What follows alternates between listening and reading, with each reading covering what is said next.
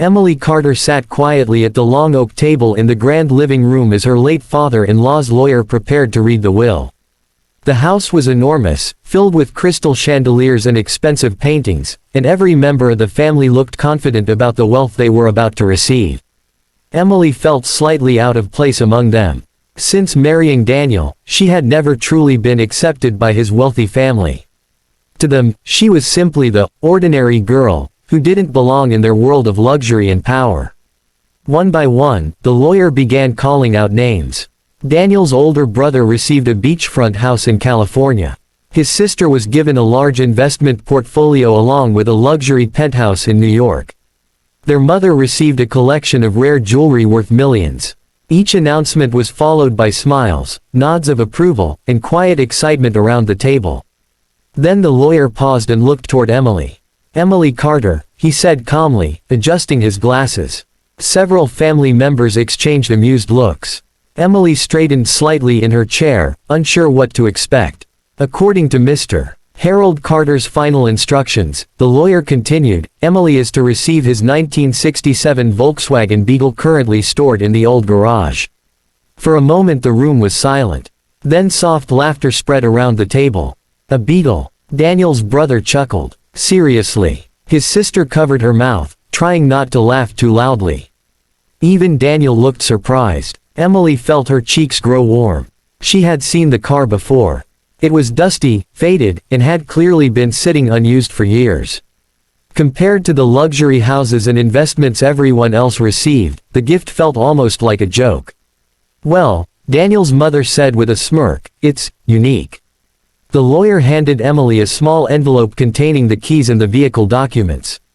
Emily forced a polite smile and accepted them, though the laughter in the room made the moment painfully awkward. After the meeting ended, family members gathered their documents and congratulated each other on their new fortunes. A few of them jokingly asked Emily if she planned to restore her antique treasure. Emily didn't respond. Instead, she quietly walked outside toward the old garage behind the mansion. When she opened the garage door, the familiar dusty smell filled the air.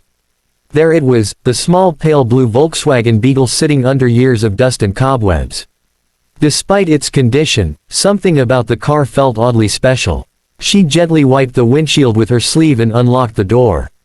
The interior smelled old but surprisingly well preserved. The seats were worn but intact. Emily sat behind the steering wheel and looked around the quiet garage. "Why would he leave me this?" she whispered to herself. Her father-in-law had always been mysterious but kind to her, unlike the rest of the family. He had often told her that appearances could be deceiving. Later that evening, after driving the Beetle back to her small home, Emily decided to clean it properly. As she vacuumed the back seat area, she noticed something unusual. A small section of the panel under the rear seat seemed loose. Curious, she knelt down and gently pulled on it. To her surprise, the panel lifted slightly, revealing a hidden compartment underneath. Emily's heart began to race.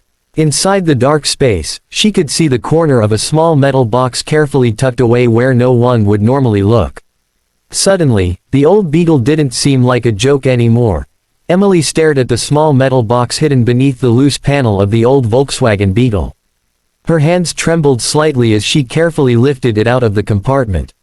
The box was heavier than it looked, made of dark steel and sealed.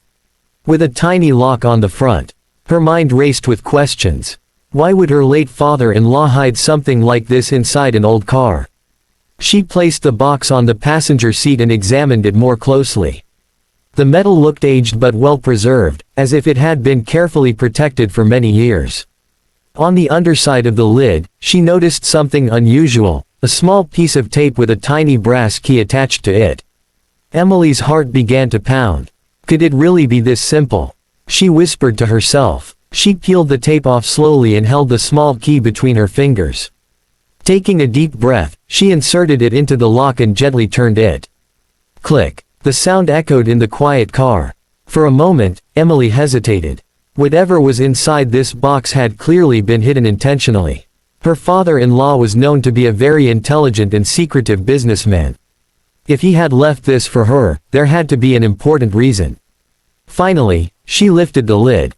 Inside the box were several neatly folded documents, a sealed envelope, and a small flash drive. Everything was carefully arranged, almost as if someone wanted to make sure it would be discovered one day. Emily picked up the envelope first.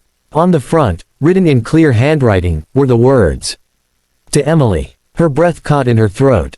She slowly opened the envelope and unfolded the letter inside. The paper was slightly yellowed with age, but the writing was strong and clear. Emily began to read. "Dear Emily, if you are reading this, it means you found what I hid inside the Beetle. I knew you would be the only one curious enough and patient enough to look beyond what others see." Emily felt a chill run down her spine. The letter continued. "My family values wealth, status, and appearances. But over the years, I learned that true character is revealed in humility and kindness.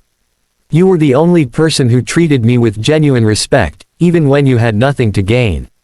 Emily's eyes filled with emotion as she kept reading. "That is why I chose you for this responsibility. Inside this box are documents connected to a private investment account I created many years ago. I started it quietly with a small amount of money and allowed it to grow over decades." Emily quickly picked up the stack of documents and began scanning them. Her eyes widened. Account statements, investment reports, and bank confirmations filled the pages.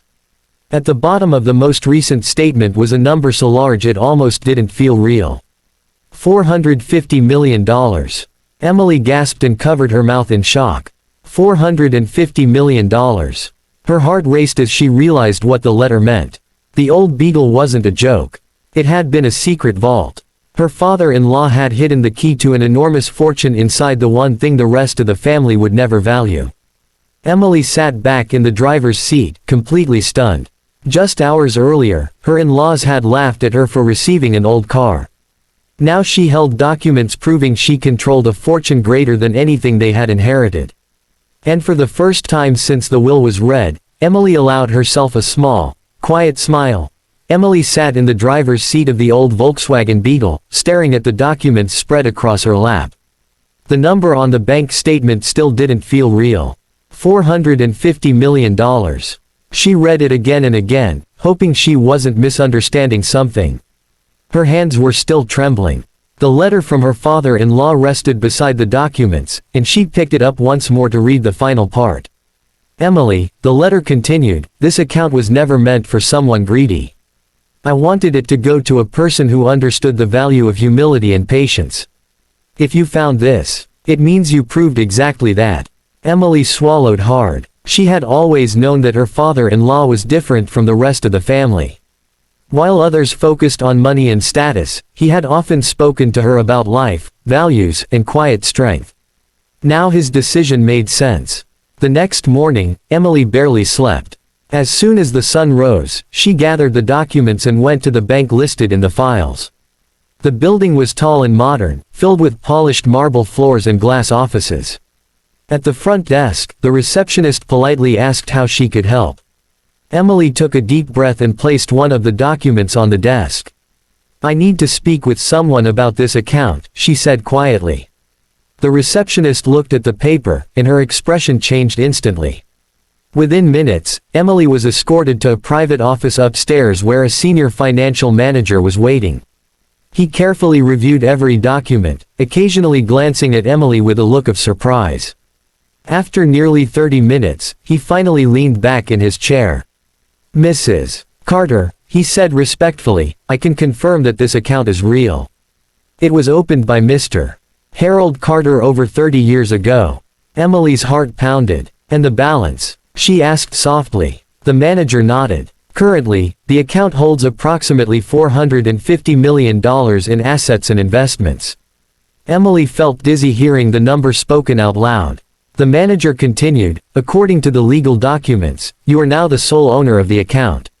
For a moment, Emily simply sat there in silence. Her life had completely changed overnight.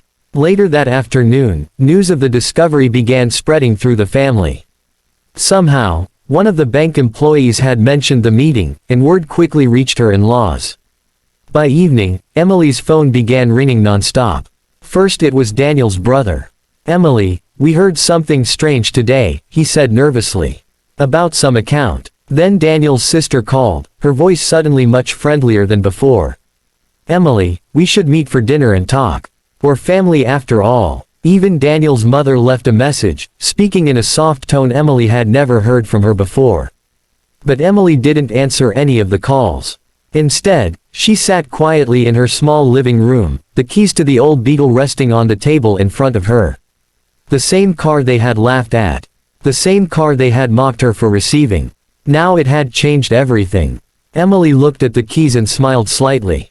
For the first time since joining that wealthy family, she realized something important. She no longer needed their approval.